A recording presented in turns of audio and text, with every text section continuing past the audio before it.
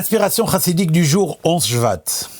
Dans une certaine perspective, le 11 Shvat peut également être considéré comme le début de la direction des chassidim par le Rabbi, le début de la Nessiout du Rabbi, le début de Dor HaShvi de la 7e génération, la génération qui accueille Mashiach. C'est en cela que le dicton du Hayom Yom d'aujourd'hui mérite une attention toute particulière.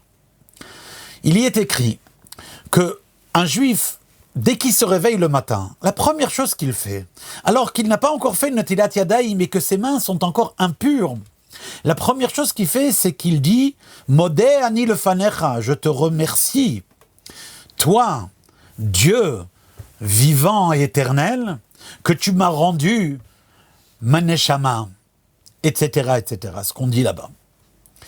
En effet, la manière de faire en cela exprime la valeur d'un juif, que même lorsque il est dans l'impureté encore, il est attaché avec Dieu et il communique avec Dieu et Hachem lui a donné sa neshama.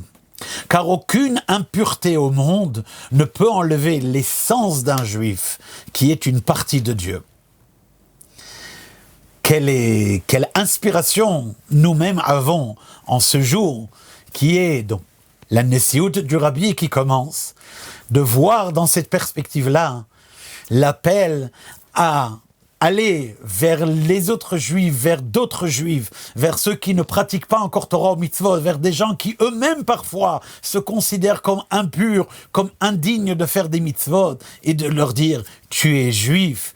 Mets les téphilines, fais une mitzvah, viens Shabbat à la maison, à Kadosh Baruch Hu, il t'aime, tu es son enfant, tu as une partie de Dieu à l'intérieur de toi, qu'aucune impureté ne pourra jamais enlever. Kol Tov.